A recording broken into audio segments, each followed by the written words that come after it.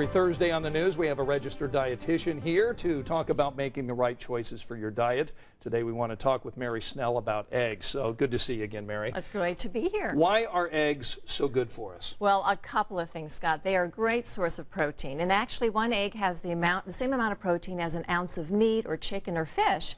So actually, Scott, in a carton of eggs, you have 12 ounces of good protein for the price point, typically under less than $2.50. So for those meatless Mondays, you can't go wrong by having some kind of an egg dish. And as we go through the grocery, we notice there are really so many different varieties, so many different options for us, You know, aren't there? it used to be before we would just try to figure out what size we want, either large or extra large or brown versus white. And actually the brown and the white, there is no difference between the nutrient content.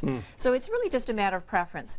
But you know, Scott, what we're seeing now in the grocery store is really a concern from our consumers in terms of how the hens are being treated. Okay, yeah, we noticed this organic box. Yes. Is there an advantage to choosing this one? You know, actually what organic means is that the feed that is being fed those hens comes from, it's really all organic. There's no pesticides, no hormones, no antibiotics. But more importantly, the hens are not caged.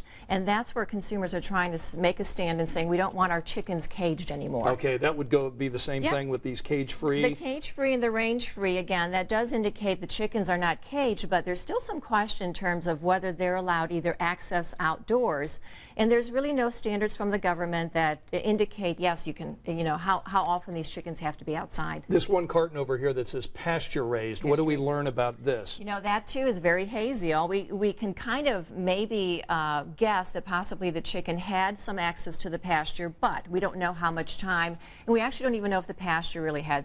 The grass is what the picture is depicting, or it could be sort of dirt. We always wonder about how long eggs are good for. Yes. You know, we've got the sell-by date, the use-by date. What's the general rule of thumb? Very good question. It typically, what you see on the carton is a sell-by date. This tells the grocery store at this date the carton has to be removed from the shelf.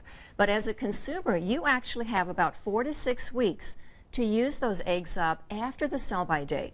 So you still have a lot of time frame in terms of if the eggs are refrigerated well, you can have them for 4 to 6 weeks afterwards. What about folks with high cholesterol? How should we be using eggs? That always comes up, and actually the American Heart Association doesn't have a limitation on eggs anymore. We've really recognized that the cholesterol, the dietary cholesterol, really doesn't impact blood cholesterol in the masses of people. And Mary, which came first, chicken or the egg? Oh my goodness, I knew you would ask me that. Just kidding. That's for next week. All right, very good. Mary Snell joins us every week on the news. Good to see you again, Mary. Thanks.